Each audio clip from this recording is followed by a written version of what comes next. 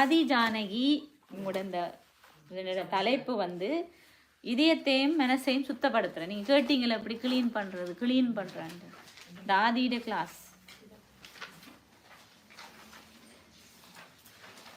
எங்களுடைய பலர் எங்களுடைய மனசையும் புத்தியும் சரியான முறையில் நினைக்க வேணும் என்று யோசிக்கிறோம். இந்த அனுபவத்தை கொண்டு வர வேணும்ன்ற விருப்பம் எங்களுக்கு இருக்குது. ஆனால் அது அப்படி நடக்கிறதா தெரியல.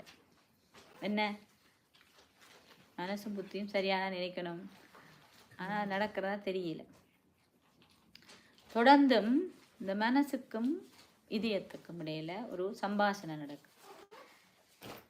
ஆத்மா வந்து இந்த உடம்பில் இருக்கணுங்களுக்கு தெரியும், ஆத்மாவுக்குள்ள மனசு புத்தியும் இருக்கணுங்களுக்கு தெரியும். அப்போ எங்களோட மனசுலன்னா எங்களுடைய உள்ளத்தில் என்ன நடக்குதுன்னு எங்களுக்கு தெரியும். உலகத்தை பார்க்கல உங்களுக்கு என்ன சில உள்ளத்தில் சில ஆசைகள் வருது, பற்று இருக்குது, அது சம்பந்தமான உணர்வுகள் இருக்குது. அப்போ என்ன செய்யுதுண்டா மனசுல இந்த இதயம் இந்த உலகத்தில் இருக்கிற விடயங்கள் எல்லாம் ஆதிக்கப்படுத்தப்படுது. அது என்ன செய்யுது மனசில் ஒரு பாதிப்பை கொண்டு வரும். இப்போ நான் உன்னை பார்க்குறேன், அது எனக்கு ஒரு பாதிப்பை வந்து ஏற்படுத்து. அப்போ அதனால் என்ன செய்யுதுண்டா மனசு ஒரு பக்கம் முழுபடுது, ரெண்டு பேருக்கும் சண்டை. அதை செய்யணும்னு சொல்லுது, இல்லைன்னு சொல்லுது. விளங்குறேன். இப்போ அது ஞானத்துக்கும் பக்திக்கும் மாதிரி. அப்போ அது செய்ய சொல்லுது, செய்ய வேணாம்னு சொல்லுது. செய்யறதா வேணாமான்னு ஒரே சண்டை வந்து கொண்டு இருக்கு. அப்போ ஞானத்தின பாதையில் வந்துட்டோம்னா நாங்கள் எங்களுடைய இதயத்தையே சுத்தமாக வச்சுருக்கோம்னு எங்களுக்கு தெரியும். எங்களுடைய இதயத்தை பற்றிலிருந்து ஆசைகளிலிருந்து நாங்கள் வச்சு கொண்டு இருந்தோம்னா தான் இப்படியெல்லாம் இந்த இழுப்புகள் இருந்து எங்களால் விடுபட முடியும். அதால் இந்த புத்தி அப்படி இருந்ததுன்னு சொன்னால் அங்கே எங்கே அது அலைஞ்சு திரியாது. அவை எப்போ நான் என்னுடைய இதயத்தில் இப்படி பற்று ஆசைகள் அதெல்லாம் இருந்தால் மனசு வந்து ஓய்வு எடுக்காது. இப்பயாவது அது என்ன சொல்ல அது வேணும் இது வேணும்னு ஒரு அங்கலாச்சு கொண்டே தெரியும். அப்போ என்ன நடக்கும், அப்படியான மனசால ஞானத்தை கிரகிக்க முடியாது. பாபா சொன்ன ஊசி போட்டு அரைவாசி தான் போதும், காவாசி தான். இதுதான் பிரச்சனை. கிரகிக்க முடியாமல் எல்லாரும் படித்தாலும் கிரகிக்க முடியாமல் இருக்கிறதுக்கு இதுதான் பிரதானமான காரணம். எனக்கு ஞானம் விருப்பமாக இருக்கும், ஆனால் என்னால் கிரகிக்க முடியாது. அதால தான் ஒரு சூட்சுமமான முறையில் எனக்கு பற்று இருக்குது, ஆசையில் இருக்குது. அது என்ன செய்து என்னுடைய புத்தியை வேலை செய்யாமல் தன்னை நோக்கி இழுத்து அதுக்குள்ளே சிக்க வைக்கிறேன். அதனால தான் பாபா சொல்கிறார், எல்லாத்தையும் இதயபூர்வமாக பாபாவிடம் சொல்லுங்கள். சரியா? முதலாவது வழிமுறை இதயபூர்வமாக பாபாவிடம் சொல்லுங்கள். பாபாவுக்கு கடிதம் எழுதி சொல்லலாம். டெய்லி கடிதம் எழுதுறாக்கள் இருக்கிறோம். நான் டெய்லி லெட்டர் எழுதுறேன். சிலர் ஏதாவது அட்லீஸ்ட் ஏதாவது குழப்பம் வந்தாவது எழுதுவாங்க. ஆனால் எழுதினா மட்டும் போயிடுமா?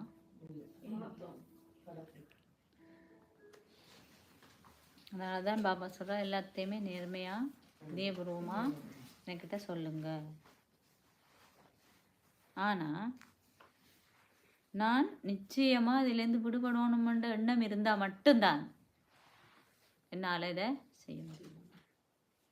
இல்லாட்டி சொல்கிறேன்னு சொல்லிகிட்டே இருப்பேன், சொல்ல மாட்டேன்.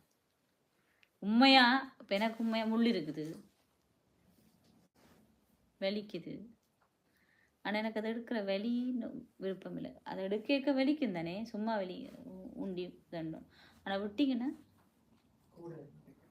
அது செப்டிக்காக ஏதாவது அது தீவிரமான முறையில் வந்து அப்புறம் வெட்டி தான் எடுக்கணும். அது மாதிரி தான் எனக்கு சொல்கிறதுக்கு விருப்பம் இல்லை, இல்லாட்டி அது ஒரு பொருட்டாக நான் கருது இல்லைன்னா இப்போ பெருசாக எனக்கு அது தாக்கம் இல்லைன்னு நான் நினைக்கிறேன். அப்போ நேர்மையாக நான் அதை சொல்லலை, விட்டுட்டேன்டா. அப்போ யார் அதை செய்வினோம்னா உண்மையாக நான் அதிலிருந்து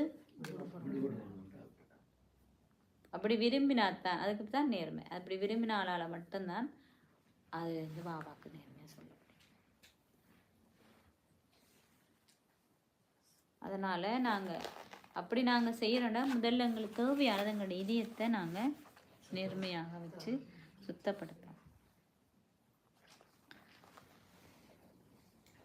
அடுத்த விஷயம் தாதி சொல்கிறா, சில வேளைகளை நாங்கள் பல வருஷம் இந்த ஞானத்தில் இருப்போம், ஆனால் எங்களுக்கு இருக்க வேண்டிய சந்தோஷமும் சக்தியும் இருக்கிற இல்லை. என்ன காரணம்? நீங்கள் எல்லாருமே 10 வருஷத்துக்கு மேலே இருக்கிறீங்க யோகா பவர் காணாமல் இருக்கிறதுக்கு. அதுக்கு காரணம் என்னண்டா, உங்களுடைய இதயத்தில் நேர்மை இல்லை, அதால் உங்களால் மன்மனாபாவாக இருக்க முடியலை. தாதி சொல்கிறேன், உங்கள் இதயத்தில் நேர்மை இல்லை, உங்களால் மன்மனாபாவாக இருக்க முடியல. இப்போ நேர்மைன்னு நாங்கள் பாபா சொல்கிற விஷயம் என்னென்னா, எனக்கு நான் நல்லா வரணும், நான் சந்தோஷமாக இருக்கணும். நாங்கள் பேசாமல் இந்த என்ன சொல்கிறது, ஓகே ஓகே நான் நல்ல மட்டும் சொல்லிவிட்டு நான் எல்லா வேலையும் செய்வேன், எல்லா பணியும் செய்வேன், ஆனால் என்னில் நான் அக்கறைப்படுத்த வேணும். இப்போ கட்டடம் வந்து உள்ளுக்குள்ளே கோரையாக இருந்தால் என்ன நடக்கும்? இப்போ அதால் தான் நான் நல்ல மட்டும் நான் பேசாமல் வெளியில் விட்டுட்டு. Yes you want to say something?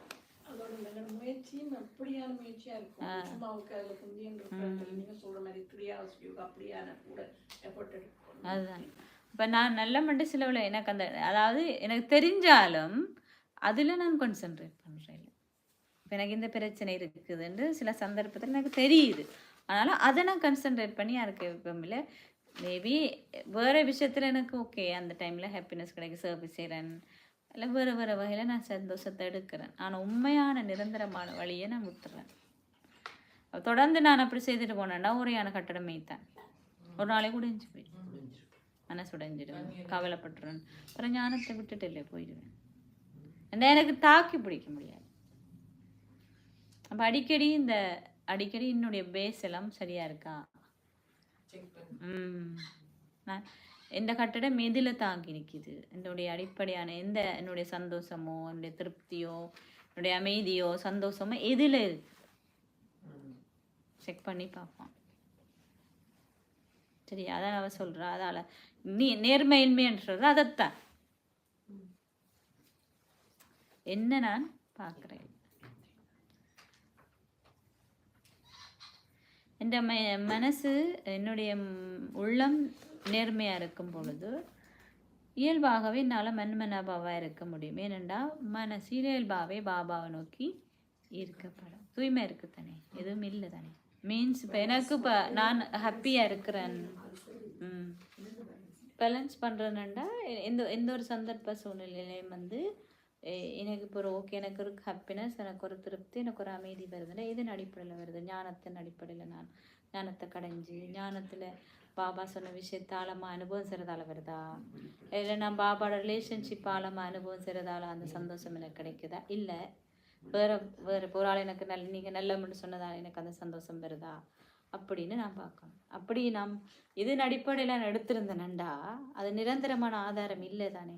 அப்போ ஒரு நாளைக்கு எனக்கு அது தெரிய வரும், மேபி ஒரு டைம். அப்போ அப்படி ஒன்று எனக்கு நடக்குது, ஒரு அன்ஹாப்பினஸ் வருதுண்டா உடனே நான் செக் பண்ணணும் அதுக்கு என்ன காரணம், எனக்கேன்னு அது திருப்தியாக இல்லை, சந்தோஷமாக இல்லை, பேசிக்கு நான் அடிப்படை எடுக்கிறேன். நான் இப்போ உடனே என்ன செய்யணும், ஆதாரத்தை மாற்றணும். நான் அடிப்படையாக அந்த ஞான கருத்துக்களை நான் போய் கடைஞ்சி கொண்டு வருவேன். கடைதல், ரிலேஷன்ஷிப் எக்ஸ்பீரியன்ஸ் பண்ணுறது, பேசிக் அடிப்படை நாலேஜன் யோகாக்குள்ள நான் ஆழமாக போவேன். அதான் ஆழமாக இருக்கேக்க நான் எனக்கு வெளிப்புறம் நான் பார்க்க அப்படி தெரியுது.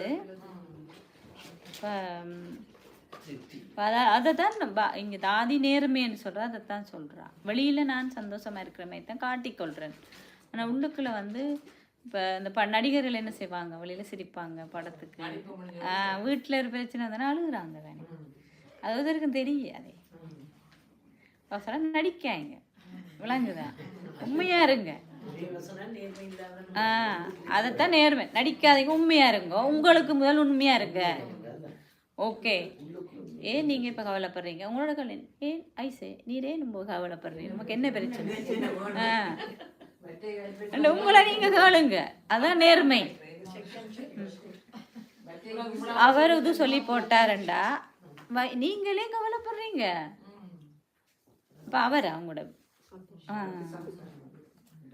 விளங்குதான், அது தெரியுதில்ல உங்களுக்கு. ஆனால் இப்படி நாங்கள் செக் பண்ணுறோமான்றது தெரியுது பாபா முரளியில் தடுக்க சொல்கிறாரு எங்களுக்கு. ஆனால் உண்மையான நடைமுறையில் இப்படி நாங்கள் செய்கிறோமான்னு தான் தாதி கேட்குறாங்க. அப்படி செய்தோம்டா அது நேர்மை. அப்படி நேர்மை இல்லாட்டி கட்டணம் உடைஞ்சு போடும். கவனமாக இருக்கணும். அப்போ அதுதான் முக்கியம். அப்படி நான் நேர்மையாக இருந்தேன்டா என்னுடைய மனசு மன்மனபாக இருக்கும். பாபா நோக்கி இருக்கப்படும். என் மனசு கடவுளோட இணைக்கணும்னு நான் சொல்லி கொண்டிருப்பேன். நான் கடவுளோட இருக்கணும்னு சொல்லியிருப்பேன். அந்த ஆசை எனக்கு இருக்குது. அப்போ அப்படி இருந்தேன்னு சொன்னால் எனக்கு நல்லா இருக்கும். நான் நல்லா இருக்கிறேன். பாபோட இருக்க வந்து நல்லா தானே இருக்கும். அந்த உணர்வே அப்படி எனக்கு சொல்லும். மனசுக்கு நிறைய சக்தி கிடைக்கும். அப்போ இயல்பாகவே எங்களோட ஆசைகள் பற்றுகள் எல்லாத்தையும் எங்களால் கொல்ல முடியும், மீன்ஸ் வெல்ல முடியும். அதனால தான் பாபா சொல்கிறார், என்ன நினை சொல்கிறாரு தானே. ஆனால் மனசு என்ன செய்து குப்பைக்குள்ளே போய் சிக்கி கொண்டிருக்கு. அப்போ அது என்ன செய்யுதுன்னு சொன்னால் அலைஞ்சு திரிகிறதுலே கலைச்சி போய் இப்போ வந்து பாபா கிட்ட வந்து பாபாவோட நினைவில் கொஞ்சம் உறுதியாக இருக்கிறதுக்கு முயற்சி செய்கிறது. சில அப்போ அப்படி நாங்கள் பாபா நினைவில் கொஞ்சம் உறுதியாக இருக்க சந்தோஷம் கொஞ்சம் கொஞ்சமாக எங்களுக்கு வேற ஆரம்பிக்குது. ஏனண்டா அந்த புத்திக்கு ஒரு பழக்கம் குப்பை பொறுக்கிறதா. தாதி சொல்கிறா தமோகுணி அப்படி இருந்தால் இப்போ கொஞ்சம் கொஞ்சமாக நாங்கள் மாற ஆரம்பிச்சிருக்கிறோம். அப்போ அது தமோகுணிலேருந்து ரஜோகுணியாது, அப்புறம் சதோகுணியாது. அப்போ தான் எங்களால் நல்லதை எடுக்க முடியும். சதோகுணியான புத்தியால் மட்டும்தான் நல்லதை எடுக்க முடியும். தெரிந்தானே. தமோ பிரதான் அடிப்பட்ட நிலை, அடியில் கீழ்பட்ட நிலை. அதுக்கு அடுத்ததுக்கு பேர் தமோகுணி.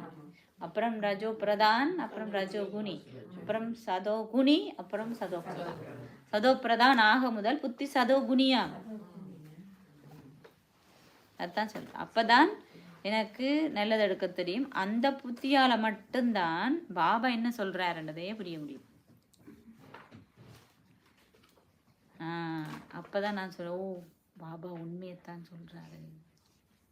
இதே உருவம் என்னால் ஏற்றுக்கொள்ளக்கூடியதா இருக்கு. சதோகுணி அது எங்களுடைய தூய்மைத்தன்மையின் ஸ்திதிகள். தடோ பிரதானன்றது கடைசி நிலை ஸ்திதி. தமோ பிரதான ரொம்ப மோசமான நிலை. அப்புறம் சதோ பிரதான தமோ குணின்றது அதுக்கு அடுத்த நிலை. அதுக்கு மேலே இப்போ நாங்கள் ஒரு படி ஒன்று போட்டு ஏறிக்கொண்டு போகிறோம்னு வைங்களேன். அப்போ கடைசி படி உண்டு, நம்பர் 1. அடுத்த படி நம்பர் 2, அடுத்த number 3, number 4, number 5, number 6. Number 1 கீழே நிற்கிறேன். அது பேர் வந்து தமோ பிரதான். தமோ குணி. அப்புறம் தமோ பிரதான். அதுக்கு அடுத்ததுக்கு பேர் தமோ குணி. அதுக்கு அடுத்த அப்புறம் ரஜோ பிரதான், அப்புறம் ரஜோ குணி, அப்புறம் சதோ குணி, சதோ பிரதான்ல ஏறிட்டேன்டா. சரி, சதோகுணிக்கும் சதோ பிரதானுக்கும் இடையில வித்தியாசம் என்னடா சொல்றா. நாங்க சதோகுணி புத்தி என்ற இடத்துல தான் கொஞ்சம் நல்லதை பார்க்க தொடங்குவோமா. அது பிறகுதான் சதோ பிரதானே ஆக முடியும். அதுக்கு வரைக்கும் குப்பைதானம் பொறுக்கும். அது உண்மையில சத்தியத்தோட தொடர்பானது. சத்தியத்துக்கு போகிற ஆள் தான் நல்லது எடுப்பார். திரேதாயுகத்துக்கு வாரது பல வகையான ஆக்கள் இருக்காங்க தானே, பிரஜை அது இது. அப்போ அதுக்கேற்ற மாதிரி தான் அவங்களோட புத்தியும் இருக்கும். தங்கம் முதலாவது சுத்த தங்கம். படிப்படியாக அந்த கலைஞ்சு புத்தி தங்கமாக இருக்கிறாள் தானே அரசன் அங்கே போவார் முழுசா தப்பி. ஆனால் அந்த நிலையை அடையுண்டா பாபா சொல்கிறார். அப்போ படிப்படியாக எங்களோட புத்தி கீழே இருந்தால் மேலே போகுது, மீன்ஸ் தாழ்ந்த நிலையிலேருந்து எந்த நிலைக்கு போகுது. அப்போ நான் வந்து அப்போ விளங்கிக்கணும், ஓ பாபா எனக்கு உண்மையைத்தான் சொல்கிறார். அப்போ என்னுடைய இதயம் வந்து சுத்தமாகும், என்னால் மென்மனபாவாகும். என்ன பாபா என்ன சொல்கிறாருன்னு சொல்கிறது விளங்குதான். ரியலைசேஷன், ஒரு புரிந்துணர்வு. ஓ இது சரியானதான் சொல்கிறாரு, என்னை பற்றித்தான் பாபா சொல்கிறாருன்னு விளங்கிக்கணும். சிலருக்கு அது இந்த பொறிதட்டுன்னு சொல்லுவினேமே, பொறிதட்டார். எல்லாரும் 100 பேர் முரளி கேட்குறாங்கண்டா, எல்லாரும் கேட்குற மாதிரி நான் தலையாட்டிட்டு தான் கேட்குறேன். எனக்குள்ள இருக்கிற பிரச்சனை டப்பண்டு போய் அந்த இதை பிடிக்காது. அப்போ அதைத்தான் தாதி சொல்றா, நீங்க சதோகுனி புத்தியால கேட்டா மட்டும்தான் அப்பதான் ஓ பாபா இதுதான் சொல்றாரு சத்தியம் என்ன சத்தியம் தானே போய் உங்களோட மனசை தொடுதான். அப்பதான் என்னோட புத்தி மென்மனாபாவும் என்னுடைய புத்தி சுத்தமாகும். அது பிறகுதான் என்னால் மதியாஜி போவாகும். மதியாஜி போவேண்டா என்னுடைய சொர்க்கத்தினுடைய அந்தஸ்தை நினைவு செய்கிறது. அப்போ அந்த இலட்சியத்தை நான் எனக்கு முன்னால் எப்பயும் வைக்கணும். அதை வச்சிருக்காட்டி எனக்கு ஏண்டா நான் இதை படிக்கிறேன்னு தான் இருக்கேன். அவை பாபா என்னை இப்படி ஆக்குறார். நான் பாபாவோட ஒருமுகப்படுத்தி இருக்கிறேன். நான் தூய்மையான பிராமணன் ஆகணும். அப்போ மனம் புத்தி சம்ஸ்காரம் எல்லாம் ஒரே நிலைக்கு வருது. மனமும் இதயமும் ஏற்றுக்கொள்ளுது. பாபா சொல்கிறது என்ன மட்டும் நினைவு செய்யுங்கன்றது எனக்கு புரியுது. அவே என்ன செய்யுது, எல்லா வகையான வழி அதிலிருந்து புத்தி விடுபடுது. எல்லா வழிகாட்டல் எல்லா வகையான கேட்கறது மெட்டாக்கள் சொல்கிறது வழிகாட்டல் எல்லாத்துலேருந்து புத்தி விடுது. இதுதான் சரி என்று புத்தி அந்த பக்கத்துக்கு போகுது. அப்போ என்ன செய்யும், இப்போ இயல்பாகவே இதயம் என்ன செய்து பழைய உலகத்தில் ஒரு விருப்பமின்மையை ஆர்வமின்மையை உருவாக்குது. அப்போ புத்தி சொல்லுது சரி நீங்கள் சரின்னு. அப்போ தான் புத்தி சொல்லும். எப்போ பழைய உலகத்தில் எங்களுக்கு ஒரு விருப்பமின்மை வரைக்க தான் புத்தி எங்களை இந்த பக்கத்துக்கு கூட்டிட்டு போகும். மன்மனாபாவம் மூலம்தான் நான் கடவுளுடைய ஆதாரத்தை உணர முடியும், அவற்றிருந்து சந்தோஷத்தை பெற முடியும். கடவுளோட நல்ல உறவுமுறை எங்களுக்கு இருக்குது. நாங்கள் அப்போ தான் நம்பிக்கை எப்போ வரும், நான் ஆத்ம உணர்வில் இருக்கேன். ஏன்னா ஆத்மாவுக்கு தான் சப்போர்ட் கொடுக்குறேன், ஆதாரம் கொடுக்குறேன். இப்போ ஆத்மா அதை உணர்ந்தால் தான் அந்த நம்பிக்கை எனக்கு வரும். அந்த ஆத்மா அதை உணராமல் இருக்கிறபடியே தான் லௌகீகமான சரீரம் சம்பந்தமான சப்போர்ட்டை நாங்கள் எடுக்கிறோம். நான் தவறு செஞ்சிருந்தாலும் நான் என்னையே மன்னிக்கணும். அப்போ அதே நேரம் நல்ல செயல் செய்து நான் இந்த கடந்த காலத்தில் நடந்த விஷயங்களெல்லாம் அழிக்க வேணும். அப்போ புத்தி சரியான முறையில் வேலை செய்யும்.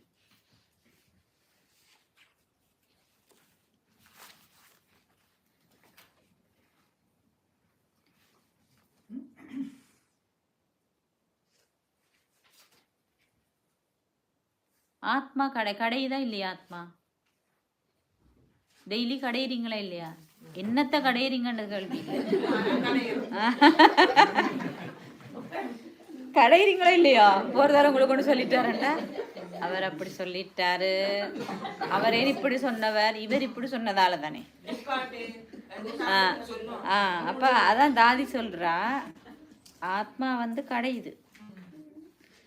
ஆனா தனக்கு எது விருப்பமோ அதான் கிடையாது.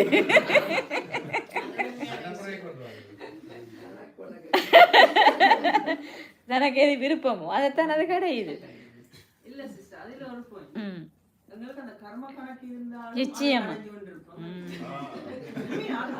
இல்ல நிச்சயமா நிச்சயம் அது அக்கௌண்ட்ஸ் தான்.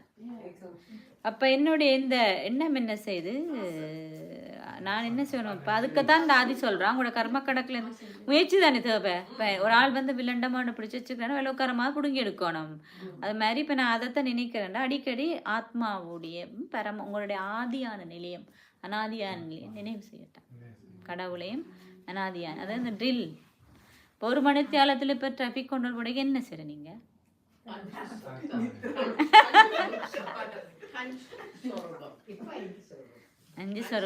அஞ்சு சொருபம் பயிற்சி செஞ்சேன். அட்லீஸ்ட் நான் பரந்தாமத்துக்காவது போயிட்டு பாபா கிட்ட தொட்டுட்டு வரணும். நைட்டு சொன்னேன் நான். அதென்ன வேகமாக போயிட்டு 2 minutes 1 minute தானே போகுது. ஓகே எப்படி சார்? ஆனால் 5 secondsல 5 forms செய்யறதுக்கு பயிற்சி செய்ய சொன்னார் பாபா. நான் அட்லீஸ்ட் அப்படி ஒரு இட்டர்னல் ஃபார்ம் அனாதியான படிப்பத்தையாவது நான் நினைவு செஞ்சாலே பெரிய மாற்றம் எனக்கு வரும். அந்த டிராஃபிக் கண்ட்ரோல் அதனால தான் அது போடுறாங்க. அப்போ நடக்கும். ஆனால் அப்படி நான் செய்தேன்டா நான் என்னை பற்றி மெட்டாக்கடை வீணானத்துலேருந்து விடுபடும். இதுதான் சுகமான வழிமுறை. அதுக்கு தான் சக்கரத்தை சுத்துங்கன்னு பாபா திருப்பி சொல்கிறேன். சக்கரத்தால் சுத்துறதால இவ்வளவு பிரச்சனைலேருந்து விடுபடலாம் தெரியுமா? நிறைய பிரச்சனை. நாங்கள் எனக்கு ஒரு அனுபவம் நிறைய பேருக்கு இருக்கும். ஆனால் எனக்கு அனுபவப்பட்டு சுத்துறேன்டா நான் என்னுடைய என்னுடைய உணர்வுபூர்வமாக நான் பரந்தாமத்துலேருந்து என்னத்தை அனுபவம் செய்வேன், அந்த அமைதியை நான் அனுபவம் செய்கிறேன். ஓகே, நான் இப்போ அடுத்த சத்தியத்துக்கு போகிறேன், என்னத்தை அனுபவம் செய்கிறேன். அந்த அந்த உணர்வு வடிவம்ன்றதை விட அந்த ஃபீலிங்ஸை நான் உள்ளுக்கு எடுத்து, ஏன்னா இவங்களோட ஃபீலிங்ஸை க்ளீன் பண்ணப்படணும். ஹார்ட்ன்றது உணர்வு தான் சுத்தப்படுத்தப்படணும். ஏன்னா ஹார்ட்டுக்குள்ளே தான் இந்த கசப்பு, வெறுப்பு, பயம் எல்லாமே இருக்குது. இந்த ஹார்ட்டை நான் சுத்தப்படுத்தணும்டா ஆழமான கரை இல்லோ. இப்போ அது வந்து உணர்வால் தான் க்ளீன் பண்ணலாம். அப்போ நான் நல்ல உணர்வை உருவாக்கத்தான் அது வாஷ் அவுட் பண்ணேன். அதுதான் பாபா அடிக்கடி என்ன சொல்லுவார், நான் பரந்தாமத்தில் நான் அப்படின்ட்டு அமைதியான வடிவத்தை அனுபவம், நான் சத்தியத்தில் போயிட்டு நான் என்னுடைய தெய்வ ரூபத்தில் இருக்கிற அந்த அந்த சந்தோஷம் அனுபவம். அதுக்கு பிறகு நான் எல்லாம் உங்களுடைய சம்பூர்ணமான நிலை தான். இது எல்லாமே பரந்தாமத்தில் இருக்க ஒரு வகையான சம்பூர்ணமான நிலை, தேவ வடிவத்தில் இருக்க இன்னொரு வகையான சம்பூர்ணமான நிலை, வழிபடப்படுற நிலை இன்னொரு சம்பூர்ணமான வடிவம். அப்போ நான் கோயிலுக்கு முன்னால் கோயிலில் இருக்கிறேன், பக்தர்கள் எல்லாம் இருக்கிறாங்க. அப்போ எனக்கு ஒரு கருணை, அவங்களுக்கு நான் கருணை கொடுக்குறேன். அப்போ எனக்கு அந்த எல்லா வேர்ச்சூஸும் வரும். பட் மெயின் எல்லா வேர்ச்சூஸும் இருக்குது. நிறைஞ்ச நிலையில் தான் நான் எனக்கு என்னுடைய முழுமையான நிலையை பார்க்க எனக்கு ஒரு என்ன சொல்கிறது, எனக்கு நான் இப்படி அடைஞ்சினேன் தானே. நீங்கள் அந்த நேரத்தில் பக்தர்களை நினைப்பீங்களா, உங்களை நீங்கள் கருணை நிரந்தராங்க? இல்லை, எல்லாம் தான். நான் எனக்கு முன்னால் நிறைய பக்தர் இருக்கணும். நான் அழகாக கோயில் அலங்கரிக்கப்பட்டிருக்கிறேன். எனக்கு முன்னால் நிறைய பக்தர்கள் நாங்கள் அவருக்கெல்லாம் என்னுடைய பார்வை மூலம், என்னுடைய எண்ணங்கள் மூலம் அருள் கொடுக்குறேன். என்ன மாதிரி எல்லாம் இல்லை, அது அந்த ஒரு 1 செகண்ட் 2 செகண்ட்ஸ் தான் நான் உணர்வேன். ஆக்களை பற்றி இல்லை, நான் உணர்வேன், நான் கொடுக்குறேன். பிராமண சொரூபத்தில் என்ன, நான் பாபாக்கு முன்னால, நான் எப்பயுமே பாபாக்கு முன்னால சாந்தி பெண்ல நிக்கிறேன். அதுதான் உண்மையான பிராமணர்ண்டா பாபா சந்திப்பாங்க தானே. உண்மையான பிராமணர் வந்து பாப்ஜாடா சந்திக்கணும், ஓமோ இல்லையோ.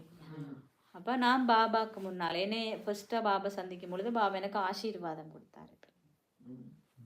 அவ எனக்கு அந்த பார்வை தான் எடுக்கும். நான் பாபாக்கு முன்னால் நிற்கிறேன், பாபா எனக்கு பிளெஸிங் கொடுக்குறாரு, நான் பாபாட்டேருந்து அது பெறுறது,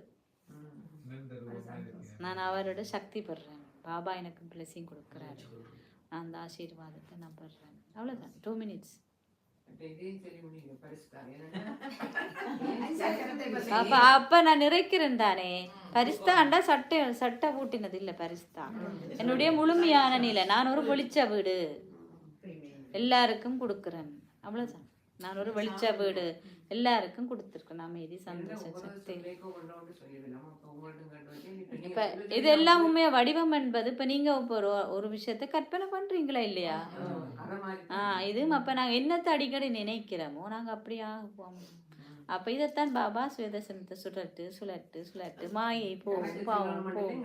அப்ப இதை நாங்க உணர்வுல மாற்றம் வரும். இப்போ அடிக்கடி நாங்கள் இதை நினைக்க வேஸ்ட் எல்லாம் இல்லாமல் போயிடுமே. மற்றது உங்களுக்கு தெரியும், நாங்கள் ஆக்கபூர்வமாக சிந்திக்க புதுசாக கலாம் எல்லாம் முடியல வரும். கர்மாத்தீத் நிலையும் பரிஸ்தா நிலையும் இதை ஒரு நிலை மீன்ஸ் நான் கர்மாதீதம் அடைஞ்சா அப்படிதான் இருப்பேன். எல்லா வகையான சுமையிலும் இருந்து விடுபட்டு லேசா ஒரே கொடுக்குற ஆளாக இருப்பேன். எந்த விதமான கொடுக்கறதுக்கு எனக்கு இப்போ நாங்கள் கொடுக்கலையே, பிராமண படிவத்தில் எங்களை முழுசாக கொடுக்கவே இல்லை தானே. சந்தர்ப்பங்கள், சூழ்நிலைகள், நாங்கள் என்ன செய்கிறோம், அப்செட் ஆகிறோம், குழப்பம் அடைகிறோம். எந்த நேரம் நாங்கள் வழங்குற நிலையில் இருக்கிறோம். ஆனால் நெஞ்சலாக இருந்தேன்டா டெய்லி அதான் கர்மாற்றி நிலை. அதான் தாதிமார் அடைஞ்சிட்டாங்க. எந்த நேரம் கொடுக்குறது, எந்த ஒரு சந்தர்ப்பத்திலையும் எந்த ஒரு சந்தர்ப்பத்தில் எதிர்பார்க்க மாட்டோம், எடுக்கவும் மாட்டேன். அதானே தேவதை நிலை. அது பிறகு நான் மீண்டும் புள்ளியா பரந்தாமத்துக்கு அனாதியானத நிலை அனுபவம் செய்கிறேன். முயற்சியால் இதையும் அடையலாம். என்னுடைய அனுபவம் அது சுருக்கம். வீக்கே லைஃப்பில் நீங்கள் முயற்சி கைவிட்டீங்கன்னா ஒன்றும் இல்லை, ஆயுதம் இழந்த மாதிரி. எவ்வளோ தூரம் நீங்கள் எஃபர்ட் போடுறீங்களோ, முயற்சி தான் முதல். எவ்வளோ தூரம் நீங்கள் முயற்சி செய்கிறீங்களோ அவ்வளோத்துக்கு நிச்சயமாக பலன். ஆனால் நீங்கள் உடனே எதிர்பார்க்கக்கூடாது, எங்களை பொறுமை இல்லாமல் போயிடும். இப்போ சில விஷயத்த நாங்கள் அப்படி இல்லை, உங்களை நீங்கள் பௌதிகமான விஷயங்கள் இல்லை தானே இது எதுவுமே. அப்போ நாங்கள் ஏதாவது இது நடக்கணுன்றதுக்காக முயற்சி செய்யக்கூடாது. முயற்சி சின்சியராக இருக்கவன், ரெண்டுக்கும் வித்தியாசம் இருக்குது தெரியும் தானே. பக்தி தான் இவருக்கு இது நேத்தி மாதிரி இது நடக்கணும், அதால நான்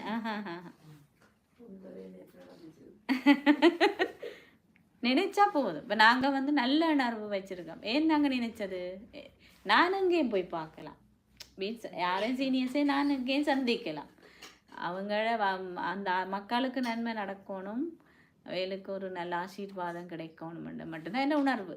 நான் தானே போகிறேன், நீ சந்திக்கிறேன், எனக்கு இந்த ரிலேஷன்ஷிப்புக்கு ஒரு பிரச்சனையும் இல்லையே, நான் நல்ல அந்த ஃபீலிங். அதே நேரம் அவாக்கும் ஏற்கனவே வந்துட்டு வந்தது. அப்போ அந்த கொஞ்சம் சொன்ன உடனே அந்த ஃபீலிங் வந்துட்டு தான் இருக்கா. அப்போ அவளை கண்ட உடனே போகணும் பார்க்கணும் உணர்வு தூண்டப்படுது. ஆனால் இப்போ நடந்தது தானே, திருப்பி நடந்தது எல்லாமே அப்படிதான். அதாவது நாங்கள் என்ன சொன்னோம்னா, எங்களுடைய நிலை எங்களை செய்ய வைக்கும். இப்போ நல்ல விஷயம் எஃபர்ட் தானே முதல்ல பாபா, இதுதான் எஃபர்ட். எப்பயுமே நாங்கள் அந்த தீவிரமான தபஸ்யா மாதிரி சில விஷயங்களை தீவிரமாக நாங்கள் கடமைக்கு செய்கிறதில்ல, சின்சியராக செய்யணும். நேர்மையாக அதைத்தான் நேர்மைன்னு சொல்கிறேன். நேர்மையாக நான் முயற்சி செய்கிறேன், எந்த ஒரு எதிர்பார்ப்பும் இல்லை. இதில் எனக்கு இந்த விளைவு வரணும், அதில் இந்த விளைவு வரணுமெல்லாம் நான் யோசிக்க தேவையில்லை.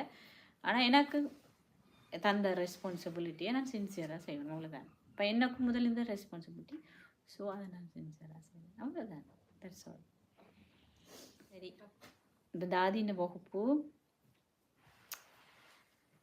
வீணானதுலேருந்து நாங்கள் இதன் மூலம்தான் விடுபடலாம்.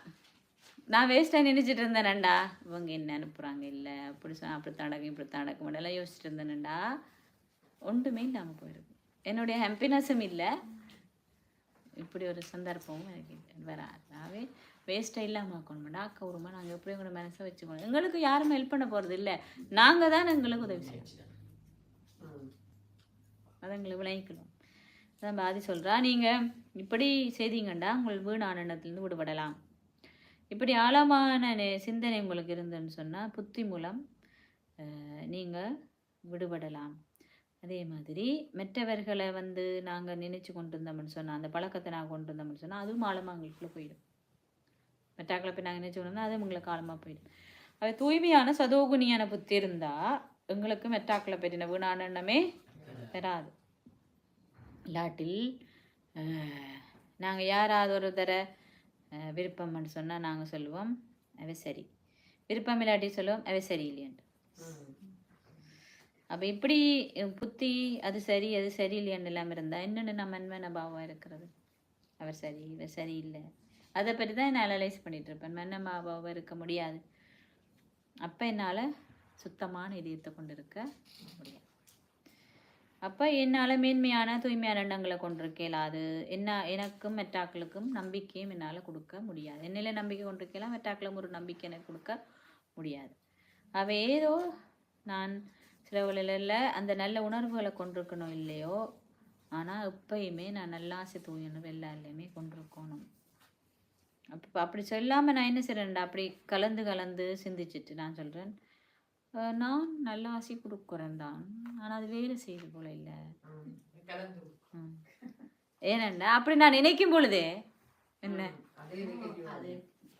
அந்த எண்ணமே அவங்களுக்கு போகிறதுக்கு வேலை செய்ய ஆரம்பிக்கும். என்ன வேலை செய்தில்லைன்ற எண்ணமே வேலை செய்ய ஆரம்பிக்கும். அது காரணம் என்னென்னா, நான் ஒருக்கா இதை நினைக்கிறேன், நான் மெட்டாக்களை பற்றி நினைக்கிறேன், வீணானதை நினைக்கிறேன். அப்போ என்ன எண்ணத்துக்கு சக்தி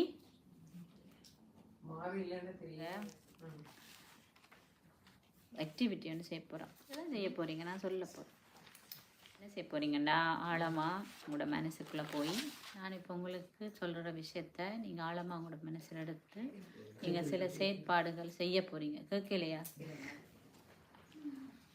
நான் சொல்கிற சில விஷயத்த நீங்கள் ஆழமாக உங்களுடைய உணர்வுபூர்வமாக எடுத்து நீங்கள் தான் உங்களுடைய மனசில் வேலை செய்ய போகிறீங்க.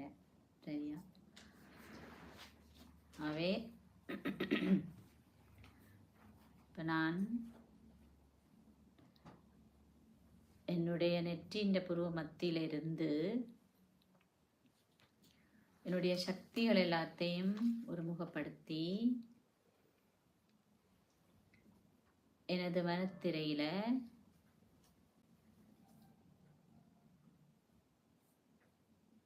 என் மனதிலே அடிக்கடி ஏற்படும் மாற்றங்களை பரிசோதனை செய்து பார்க்கின்றேன்.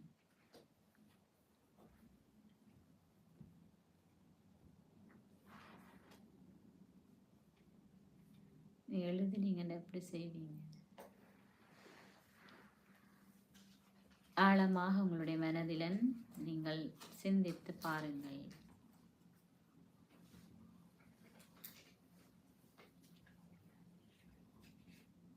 ஒவ்வொரு சந்தர்ப்ப சூழ்நிலைகளாய் உங்களை கண்ணுக்கு முன்னாலே நீங்கள் அவற்றை கொண்டு வாருங்கள்.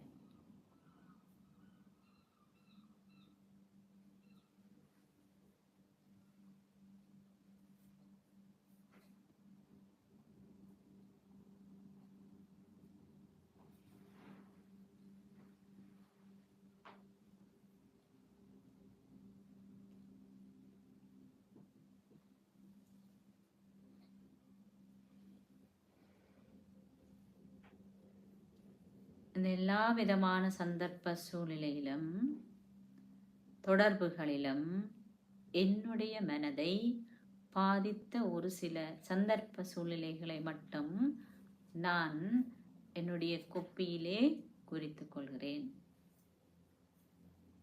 எழுதுங்கோ. உங்களோட மனசில் பாதிப்பு ஏற்படுத்தின சந்தர்ப்ப சூழ்நிலைகளை நீங்கள் குறித்து கொள்ளுங்க.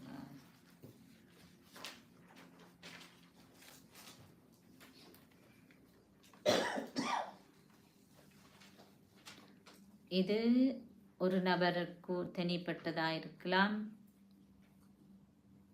இல்லாவிட்டால் ஒரு குழுவுடன் சேர்ந்ததாக இருக்கலாம், நிலையத்துடன் சேர்ந்ததாக இருக்கலாம், குடும்பத்துடன் சேர்ந்ததாக இருக்கலாம், அல்லது ஒரு சிரேஷ்டமானவருடன் கூட இருக்கலாம், அல்லது சேவை குழுவோடையும் இருக்கலாம், வேலையோடையோ அல்லது வேறு ஏதோ குழுவோடு கூட இருக்கலாம். எதுவாக இருந்தாலும் இந்த சந்தர்ப்பத்தினை அது என்ன சந்தர்ப்பம் என்று நான் குறித்து கொள்கிறேன்.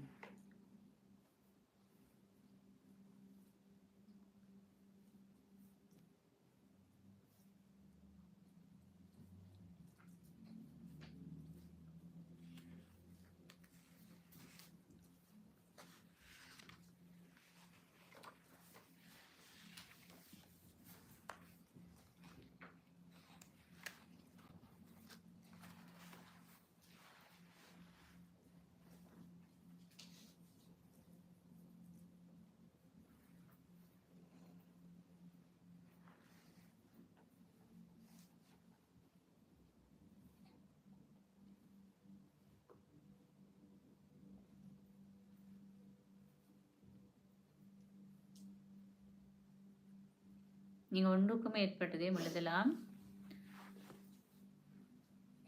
ஆனால் அதில் ஒரு சந்தர்ப்பத்தை நீங்கள் எடுத்துக்கொள்ளுங்க.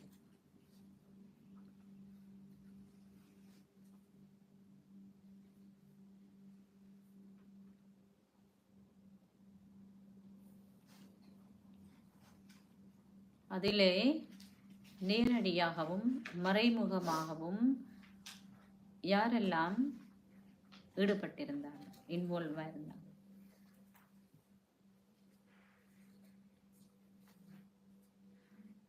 அந்த சந்தர்ப்பத்தில் நீங்கள் எடுத்துக்கொண்ட அந்த சந்தர்ப்பத்தில் நேரடியாகவும் மறைமுகமாகவும் யாரெல்லாம் தொடர்பட்டிருந்தாங்க, இன்வால்வா இருந்தாங்க.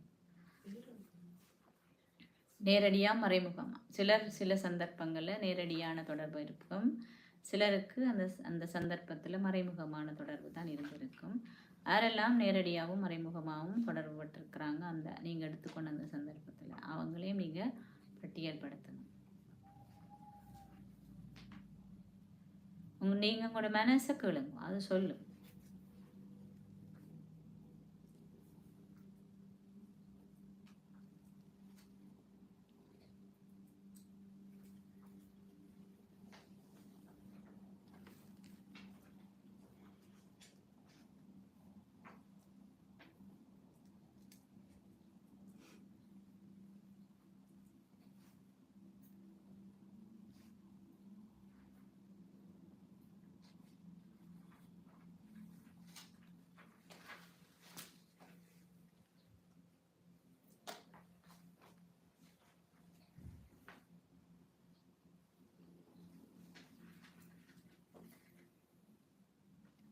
இந்த சந்தர்ப்பம் உருவாக்குவதற்கு அல்லது உருவாக்கப்படுவதற்கு அல்லது நடப்பதற்கு ஏற்பட்ட படிமுறைகள், எப்படி இந்த சந்தர்ப்பம் வந்து உருவாக்கப்பட்டது, அதனுடைய படிமுறைகளை நீங்க குறிச்சுக்கொள்ளுங்க.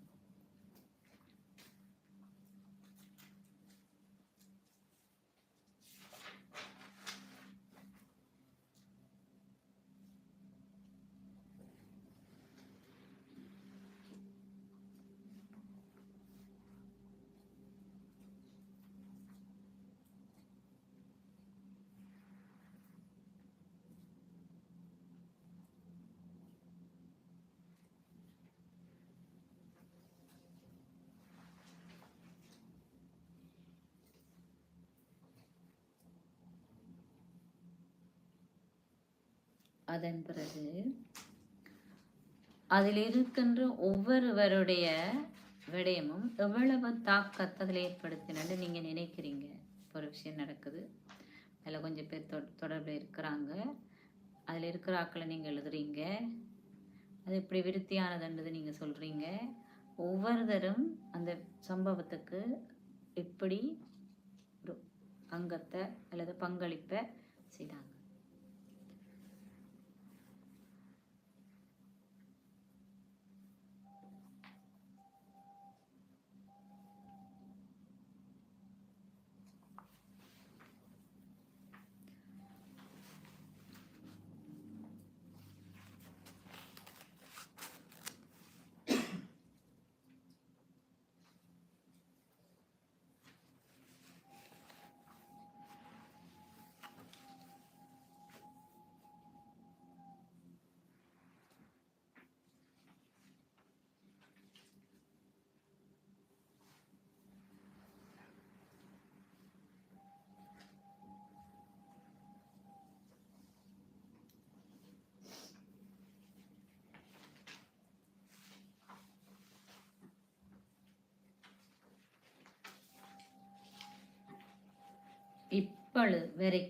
இப்ப வரைக்கும் அந்த சந்தர்ப்பம் என்னில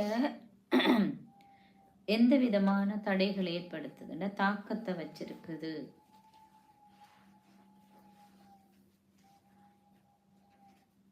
இன்னொரு வழியில சொன்னா எவ்வளவு தூரம் நான் அதனால பாதிப்பு அடைஞ்சிருக்கிறேன்னு நான் நினைக்கிறேன்.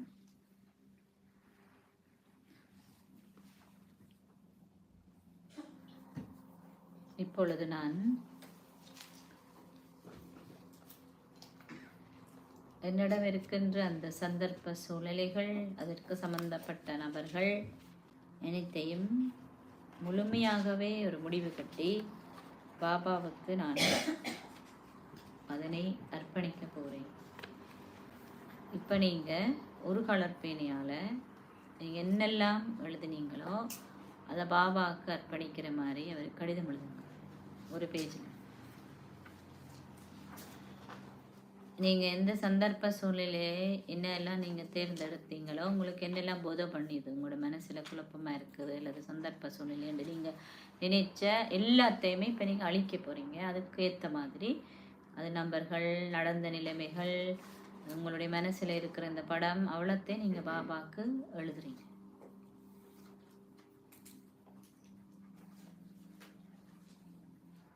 இப்பொழுது நான் படித்து வைத்திருந்த அந்த விடயத்தை பாபாவிடம் முழுசாகவே படிக்கப் போகின்றேன்.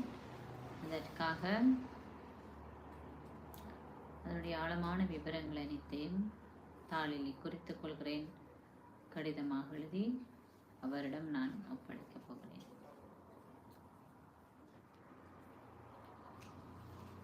கடிதத்தை எழுதி முடித்த நான் மீண்டும் பாப்தாதாவுக்கு முன்னாலே சென்று உங்களுடைய மனத்திரையில் பாப்தாதாவை நீங்கள் கொண்டு வாங்க.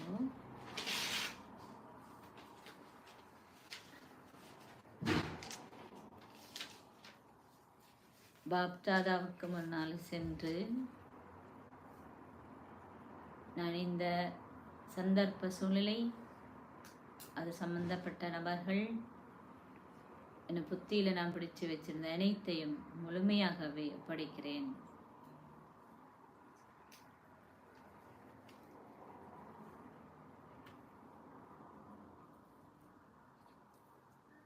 பாபா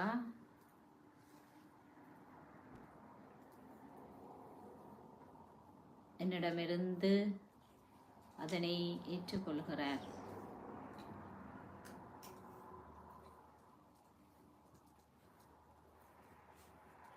நீங்க போய் பாபா ஸ்ரூமில் நீங்க எழுதினதை வச்சுட்டு வாங்க. பாபா ஸ்ரூமில் வச்சுட்டு வாங்க, வச்சுட்டு வாங்க.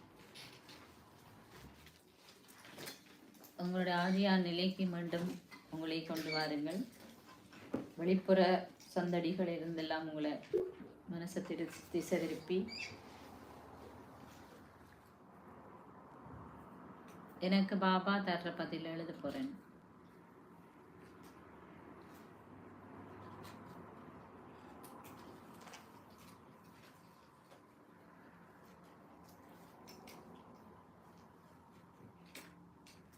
பாபா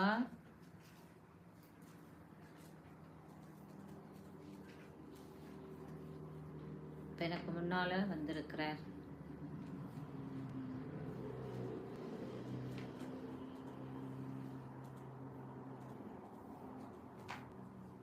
நான் அவர் பார்க்கிறேன் எனக்கு கண்ணால.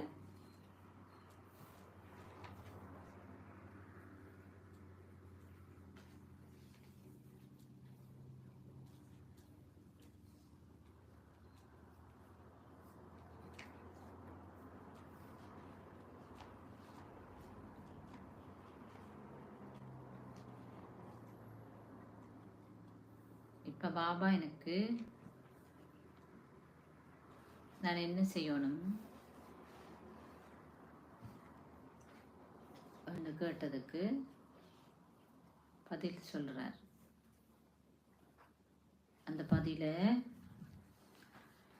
உங்களோட தாளில நீங்களே குறிச்சு கொள்ளணும், அல்லது எழுதி கொள்ளணும். பாபா என் மூலம் தனது பதிலை தருகின்றார்.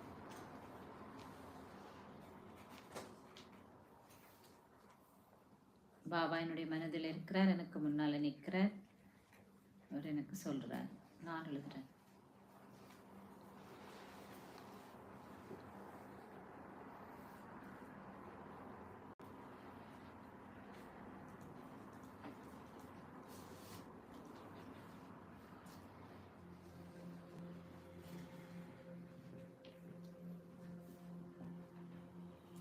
கடிதம் எழுதி முடிச்சாக்கள்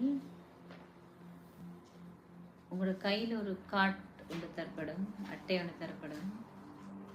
அதில் நீங்கள் ஒரு ஆசீர்வாதம் மாதிரி அந்த பதில் எழுதும். ஒரு பிளெஸிங், பாபா உங்களுக்கு பிளெஸிங் தந்தா என்ன தருவாரோ அதை நீங்கள் அதில் எழுதும்.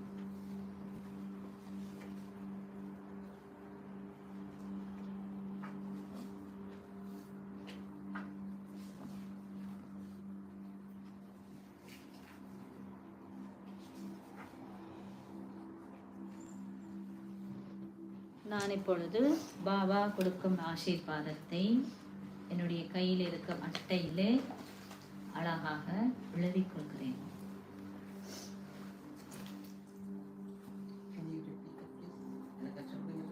பாபா எனக்கு கொடுக்கும் ஆசீர்வாதத்தை என்னுடைய கையிலே கொடுக்கப்பட்டிருக்கின்ற அட்டையிலே நான் அழகாக எழுதிக் கொள்கிறேன். ஓகே, இப்போ நீங்கள் உங்களுடைய கொப்பி பேனை எல்லாத்தையும் ஒரு பக்கம் வச்சுட்டு இந்த ஆசீர்வாதத்தை மட்டும் கூட கையில் எடுத்துக்கொண்டு இந்த இடத்தை கிளியர் பண்ணுங்கள். வட்டமாக சேசனை ஒரு பக்கம் அடிக்கிட்டு